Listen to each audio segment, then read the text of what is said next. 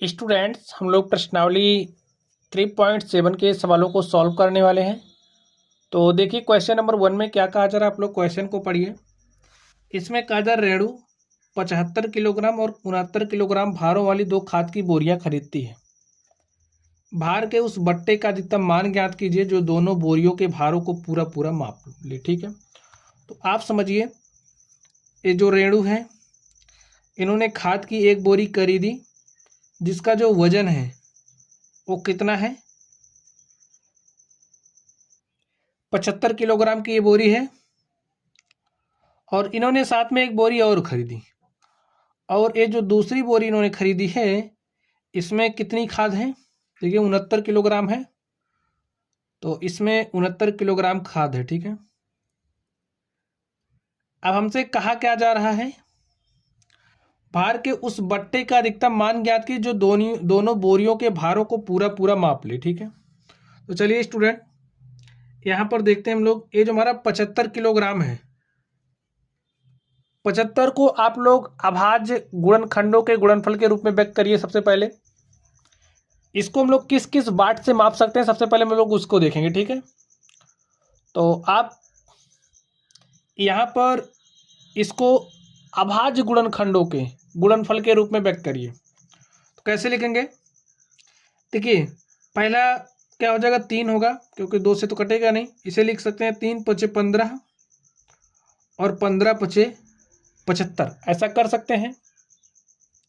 यहाँ पर 69 kg वाले को लिखिए, 69 को आप लोग अभाज्य संख्याओं के गुणनफल के रूप में लिखिए, गुणनखंडों के गुणनफल के रूप में लिखिए।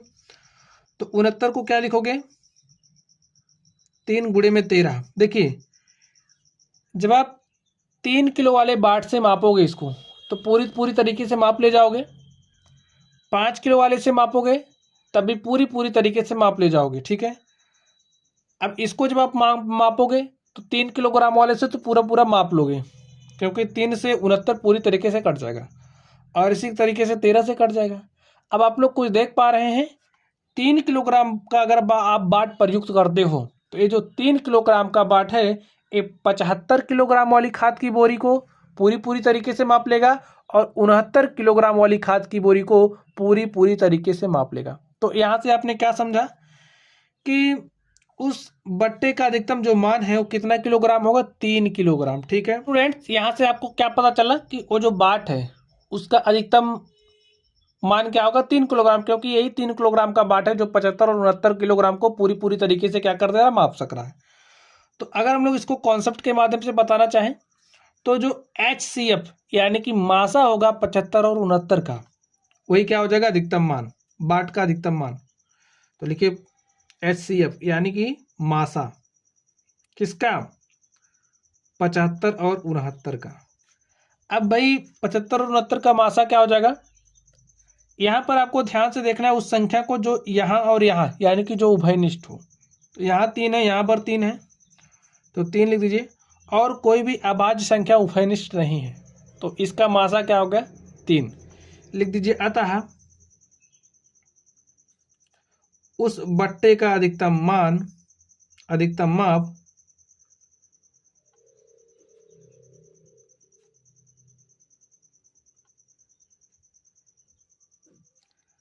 अधिकतम माप 3 किलोग्राम का होगा।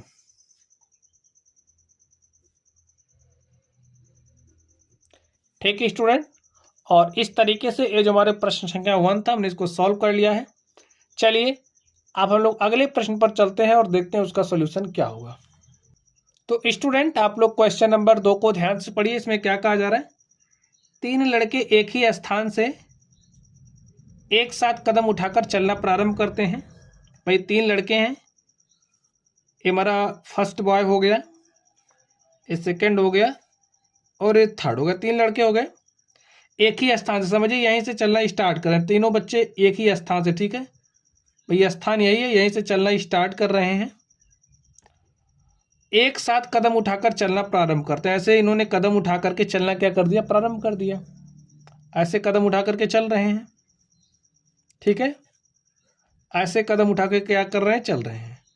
उनके कदमों की माप क्रमशः 63 सेंटीमीटर। समझिए ये जो व्यक्ति है इसके कदम की जो माप है, आप चलते हो ना तो एक कदम में कितना दूरी तय करते हो, वही आपके कदम की माप होगी।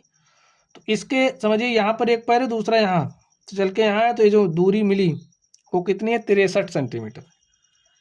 और इसके कदमों की माप कितनी है, 70 सेंटीमीटर है। और इनके जो कदमों की माप है वो 77 सेंटीमीटर है। इनमें से प्रत्येक कितनी न्यूनतम दूरी तय करे कि वह दूरी पूरे पूरे कदमों में तय हो जाए। तो स्टूडेंट, तो इनके जो कदमों की माप है उसको यहाँ पर लिखिए और न्यूनतम दूरी तय करें। इसके लिए में करना क्या पड़ेगा कि ये जो संख्याएं आप देख रहे हो इनका हमें एलसीएम यानी कि लासा निकालना पड़ेगा। ठीक है, लिखिए 63, 70 और 77। तो 63 को कैसे लिख सकते हैं, 3 त्रिक 9, 7 63। 70 को क्या लिख सकते हैं, 2 पंचे 10, 7 70। 77 को क्या लिख सकते हो आप, 7 गुणे में 11। हमारी जो संख्याएं थी उन संख्याओं को हमने अभाज्य संख्याओं के गुणनखंडों के गुणनफल के रूप में व्यक्त कर दिया है। अब देख लीजिए इनका लासा क्या हो जाएगा, एलसीएम ऑफ 63, 70, 77 का लासा कैसे निकालते हैं। अब यहाँ पर देखिए देखिए सबसे पहले आप लोगों को अभाज्य संख्या देखनी है। यहाँ पर 3 है, यहाँ कहीं 3 है नहीं है। आप इसको थोड़ा इस तरीके से लिख लीजिए, 3 की पावर 2 इंटू में 7। यहाँ पर क्या है, 2 की पावर 1 इंटू में 5 की पावर 1 ही है, इंटू में 7 की पावर 1 है। यहाँ पर 7 की पावर 1 इंटू में 11 की पावर 1 है। तो स्टूडेंट अब देखिए प्रत्येक जो हमारी अभाज्य संख्या है, ठीक है, प्रत्येक अभाज्य संख्या जो है उसकी जो सबसे बड़ी घात होगी, सबसे बड़ी घात का गुणनफल ही क्या हो जाएगा, एलसीएम। तो अगर हम अभाज्य संख्या के रूप में 2 लें, ठीक है, 2 की सबसे बड़ी घात इस पूरे में देखिए क्या है, 2 की पावर 1 ही है। तो 2 की पावर 1 लिखे, गुणे लगाइए। प्रत्येक का अभाज्य संख्या का लिखना है आपको। 3 है, 3 की पावर सबसे बड़ी पावर क्या है, देखिए 2 है, तो यहाँ पर 3 की पावर 2 लिख दीजिए। 5 देखिए, 5 की सबसे बड़ी पावर क्या है, 1 ही है, तो यहाँ पर 5 की पावर 1 लिख दीजिए। और देखिए 7 की सबसे बड़ी पावर क्या है, 1 है, तो 7 लिख दीजिए। 2 की पावर 1 2 हो जाएगा, 3 की पावर 2 9 हो जाएगा, 5 की पावर 1 5 हो जाएगा, 7 की पावर 1 7 हो जाएगा। 7 पचे 35, 7 पचे 35 दूनी 70 और 70 गुणे 9 करोगे तो कितना हो जाएगा, 7 9 63, 630 सेंटीमीटर। ठीक है, तो 7 पचे 35 दूनी 70 और 70 गुणे 9 करोगे कितना हो जाएगा,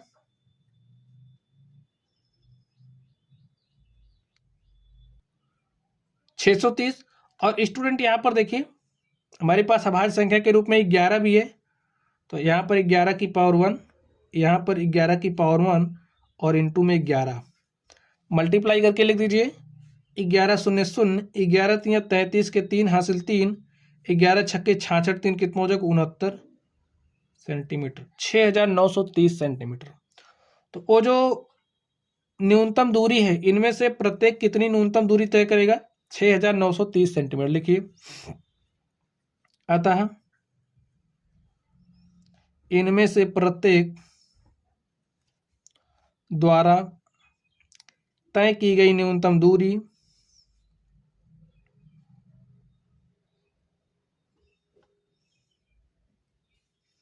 इज इक्वल टू 6930 सेंटीमीटर।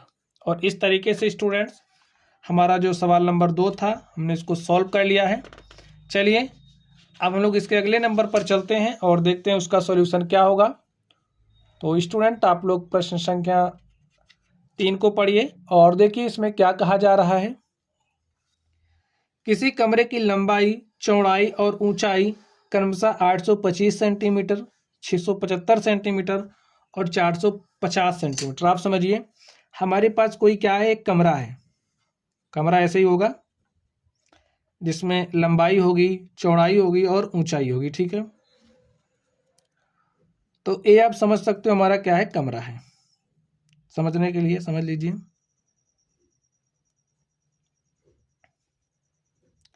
अब ये जो कमरा है, कमरे की लंबाई, ठीक, कितना लंबा है, तो लंबाई इसकी 825 है, ठीक है।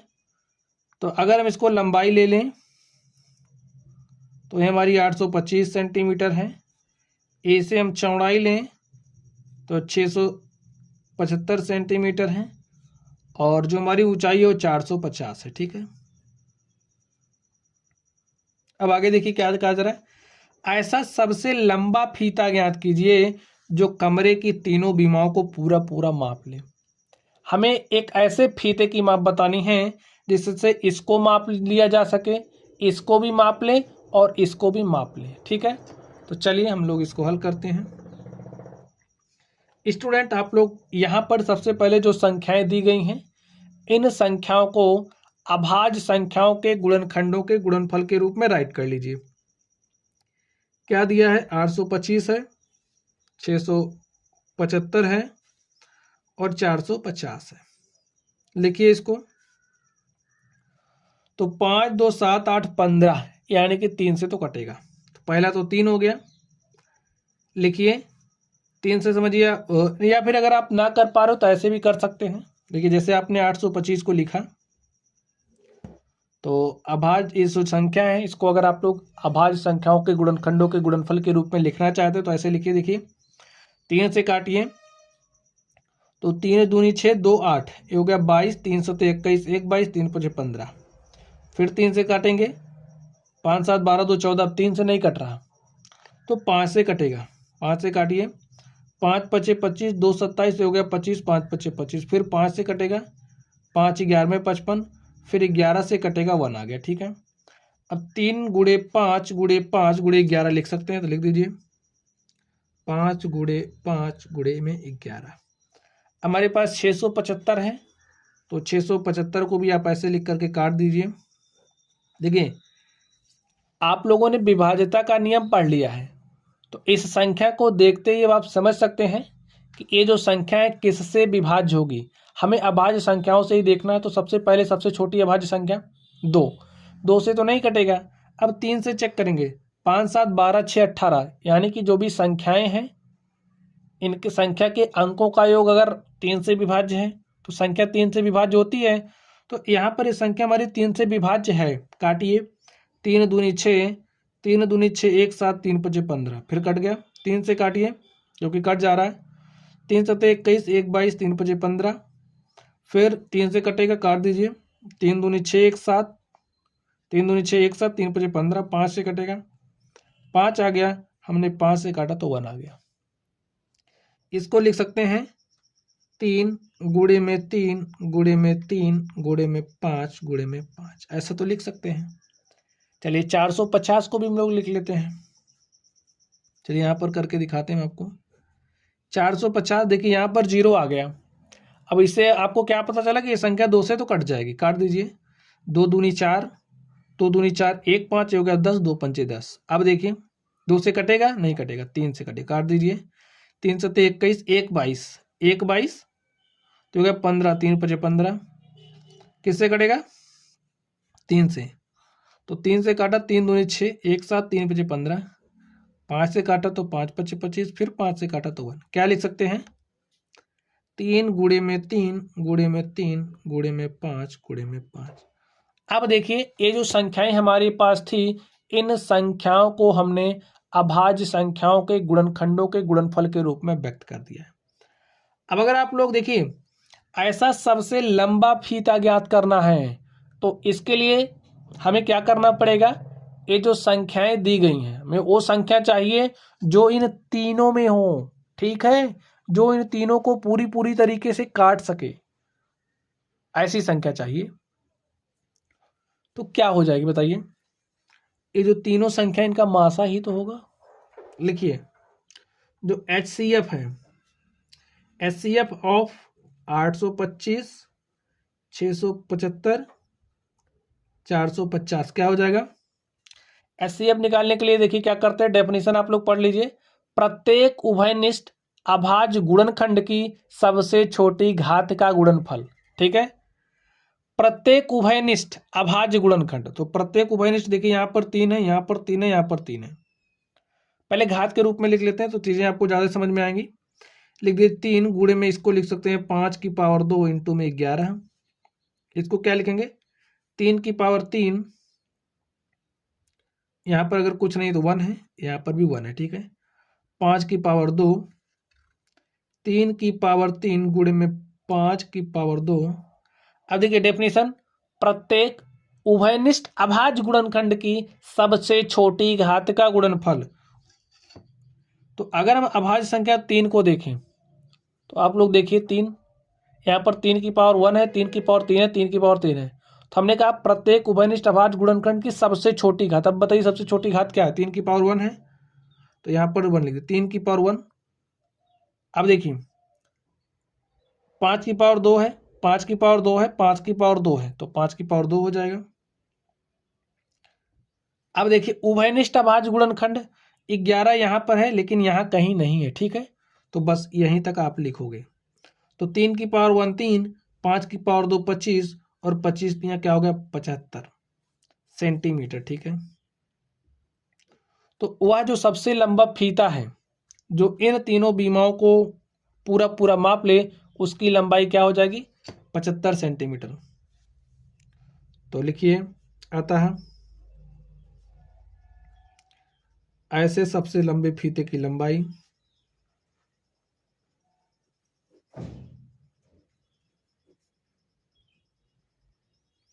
फीते की लंबाई 75 सेंटीमीटर होगी, जो कमरे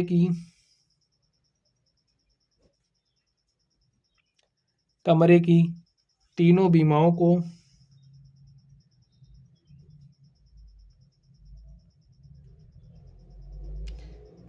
को पूरा पूरा माप ले।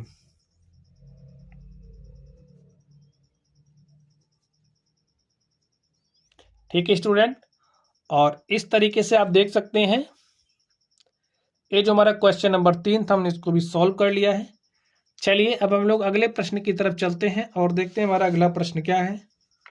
तो स्टूडेंट आप लोग प्रश्न संख्या 4 को ध्यान से देखिए, इसमें क्या कहा जा रहा है, 6, 8 और 12 से विभाज्य 3 अंकों की सबसे छोटी संख्या ज्ञात कीजिए। 6, 8 और 12 से विभाज्य हमें 3 अंक की सबसे छोटी संख्या चाहिए। तो देखिए कैसे निकालेंगे इसको। अगर आप लोग लॉजिक अप्लाई करो, लॉजिक से पहले हम निकालते हैं। संख्या 6 लिखिए, 8 लिखिए, 12 लिखिए। संख्या 6 से विभाज्य ऐसी संख्या निकालनी है छोटी से छोटी 3 अंक की हो। ठीक है, और 6 से भी विभाज्य हो, 8 से भी विभाज्य हो, 12 से भी विभाज्य हो। यहाँ से आपके दिमाग में कुछ समझ में आया कि हम लोग 6 के सारे गुणनखंड लिखें। ठीक है, सारे गुणज लिखें, सारे नहीं लिख सकते आप, जहां तक चल सकते हो कुछ चलिए। अभी देखिए वहां से आपको क्या मिलेगा, 6 से विभाज्य होना चाहिए। तो पहला क्या हो जाएगा 6, 12, 18, 24, 30, 36, 42, 48, 54, 60, 66, 72, ठीक है, 84, 91, 112, रुकिए स्टूडेंट, 12 छंग 72, 13 छंग 78। ठीक है, 6 से का ही लिखना है तो यहाँ पर 78 हो जाएगा, 13 छंग 78 और 14 छंग 84, यहाँ पर 84 हो जाएगा, 15 छक्के 90। ठीक है, और 16 छक्के 96, 17 छक्के 102, 18 छक्के 108, 19 छक्का 114 और 20 छक्का 120। ये हम आपके समझने के लिए हमने लिखा है। ठीक है, जस्ट आप लॉजिक समझ जाओ तब क्वेश्चन तो हो ही जाएंगे। यहाँ पर देखिए ऐसे 8 का लिखिए आप, तो 8 1 के 8 हो जाएगा, 8 दूनी 16, 8 त्रिक 24, 8 चौके 32, 8 पंचे 40, 8 छंगे 48। ये सारे क्या है, 8 के गुणज ही तो हैं, लिखते चलिए। 48, 8 छंगे 48, 8 सत्ते 56, 8 अठाई 64, 8 नवा 72। हमें 3 अंक तक चलना है, ठीक है, क्योंकि 3 अंकों की सबसे छोटी संख्या पूछा है, तो हमें 3 अंक में चलना है। तो अभी 8 छंग 72 हो गया, 8 छंग 72, ओह 8 छंग 48 होता था, ठीक है। 8 नवा 72, 8 दाम 80, 11 अट्ठे 88 हो जाएगा, और 12 अट्ठे 96 हो जाएगा, 13 अट्ठे 104 हो जाएगा,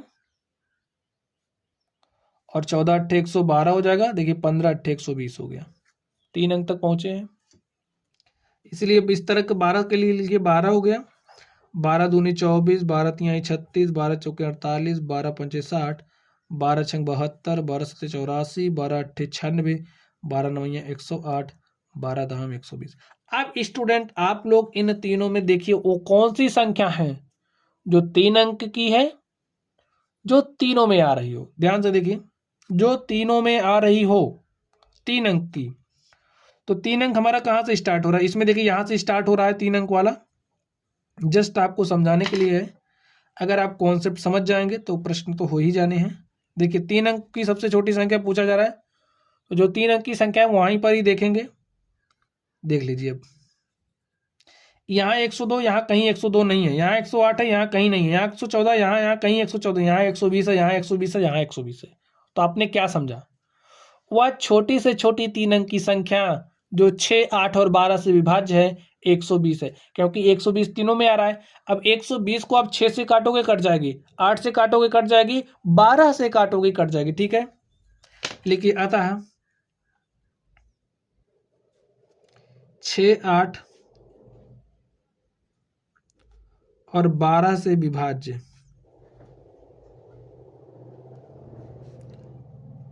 3 अंकों की सबसे छोटी संख्या कौन है, 120 है। समझ गए। अब इसे आप दूसरे तरीके से भी कर सकते थे। कैसे, जैसे आपने 6 लिखना था, 8 लिखना था, 12 लिखना था। आप क्या करिए, 6, 8, 12 को अभाज्य संख्याओं के गुणनखंडों के गुणनफल के रूप में व्यक्त कर दीजिए। तो यहाँ से 6 को क्या लिख सकते हैं, 2 गुणे 3। 8 को क्या लिख सकते हैं, 2 गुणे 2 गुणे 2, 2 दूनी 4 दूनी 8। 12 को क्या लिख सकते हैं, 2 दूनी 4 तिया 12। अब देखिए 3 अंकों की सबसे छोटी संख्या निकालनी है। अब एक काम करिए, आप इनका क्या ले लीजिए, एलसीएम। एलसीएम लीजिए किसका, 6, 8, 12 का। देखिए क्या आएगा, एलसीएम कैसे लेते हैं, प्रत्येक अभाज्य गुणनखंड की, ध्यान से सुन लीजिए, प्रत्येक अभाज्य गुणनखंड की सबसे बड़ी घात का गुणनफल। तो 2 की पावर 1 है, 3 की पावर 1 है, यहाँ पर 2 की पावर 3 है, यहाँ पर 2 की पावर 2 इंटू में 3 की पावर 1। प्रत्येक अभाज्य गुणनखंड, तो 2 देखिए क्या है, भाज्य है, सबसे बड़ी घात। इसमें हमें कॉमन नहीं देखना है, ठीक है, कुछ नहीं उभयनिष्ठ नहीं देखना है, केवल देखना है सबसे बड़ी घात। तो 2 की पावर क्या है, सबसे बड़ी 3 है, तो यहाँ पर 3 लिखे, मल्टीप्लाई लगाइए। 3 की पावर देखिए क्या है, 1 है, तो यहाँ पर आप क्या लिखेंगे, 3 की पावर 1, ठीक है।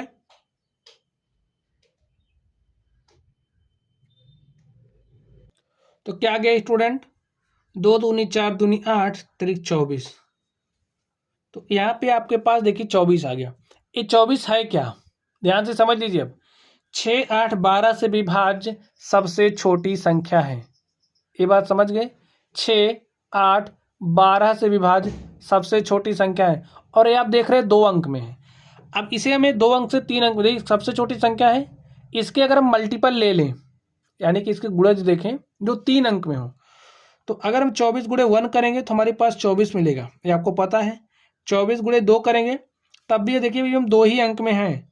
24 गुणे 3 करेंगे अभी भी हम कितने अंक में हैं, 2 ही अंक में हैं। 24 गुणे अगर हम 4 करेंगे तो देखिए अभी भी हम कितने अंक में, 2 अंक में हैं, ठीक है। हमें 3 अंक की चाहिए, तो इसके बाद देखिए, अगर 24 गुणे 5 करेंगे तो 120। देखिए 3 अंक की सबसे छोटी संख्या मिल गई भाई। 6, 8, 12 से विभाज्य हमने सबसे छोटी संख्या निकाली, लेकिन हमारे पास 2 अंक वाली आई।